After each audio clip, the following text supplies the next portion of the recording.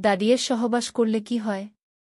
কোনো এক জিনিস বারবার করলে আমাদের সবারই একঘেয়েমি চলে আসে, আমরা চাই নতুনত্ব।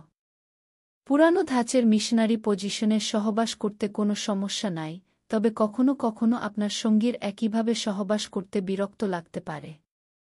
তাই যৌন জীবনে নতুন এবং উত্তেজনাপূর্ণ জিনিস করতে, নতুন কিছু চেষ্টা করতে দোষের কিছু নাই। সহবাস হচ্ছে একটি শিল্প, এই শিল্পে যে যত বেশি পারদর্শী সে তত বেশি আনন্দ উপভোগ করে। নতুন নতুন পদ্ধতিতে, যেমন সোফায়, বাথরুমে, রান্নাঘরে, দাঁড়িয়ে, হামগুড়ি দিয়ে, সঙ্গীর কোলে উঠে ইত্যাদিতে সহবাস করতে কোনো বাধা নাই এবং তা নিরাপদ।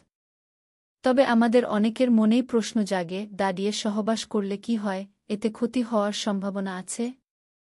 দাঁড়িয়ে সহবাস করলে কি হয়? দাঁড়িয়ে সহবাস করার কোনো ক্ষতিকর দিক নাই, বরং দাঁড়িয়ে সহবাস করলে আপনার সঙ্গী বেশি উত্তেজিত হতে পারে, আপনি সহবাসে দ্বিগুণ আনন্দ পেতে পারেন। এছাড়াও দাঁড়িয়ে সহবাস করলে যেসব উপকার হতে পারে চলুন সেগুলো দেখে নেই। দাঁড়িয়ে সহবাস করা অনেক পুরুষের কাছে লোভনীয় জিনিস, পুরুষ চায় তার সঙ্গীকে উপভোগ করতে, তাই দাঁড়িয়ে সহবাস করলে আপনার সঙ্গী তৃপ্তি পাবে। কমবেশি সব পুরুষই পিছন থেকে দাঁড়িয়ে স্ত্রীর স্তন মর্দন করতে এবং সহবাস করতে কল্পনা করে। দাঁড়িয়ে সহবাস আপনাকে স্বাধীনতা দেয় এবং শয়নকক্ষের একঘেয়েমি হ্রাস পায়।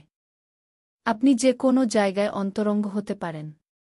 নিতম্ব বাঁকা করে সহবাসের কারণে আপনার সমস্ত জামাকাপড়ও খুলে ফেলার দরকার নেই। যদি আপনি সারাদিন বসে কাজ করেন তবে দাঁড়িয়ে সহবাস করলে অনেক উপকার পাবেন। সারাদিন বসে থাকার কারণে আপনার ঘাড় শক্ত হয়ে যাওয়ার সম্ভাবনা থাকে এবং কোমরে ব্যথা হতে পারে। দাঁড়িয়ে সহবাস করলে মেরুদণ্ডের উপর চাপ পড়ে এবং এসব ব্যথা কমাতে সাহায্য করে। হাইপারটেনশনের ঝুঁকি কমায়। উদ্বেগ এবং হতাশার প্রভাব হ্রাস করে। স্তন ও প্রোস্টেট ক্যান্সারের ঝুঁকি কমায়। পেশি ও রোগ প্রতিরোধ ক্ষমতা শক্তিশালী করে। দাঁড়িয়ে সহবাস করার উপকারিতা।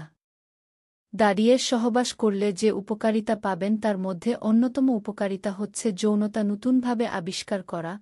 পিছন থেকে বাথরুমে কিংবা ঘরের দেওয়ালে প্রিয়জনকে রেখে দুই হাতে স্তন ধরে পেছন থেকে সহবাস করলে বেশি উত্তেজিত হবেন এবং সহবাস হবে অনেক রোমাঞ্চকর।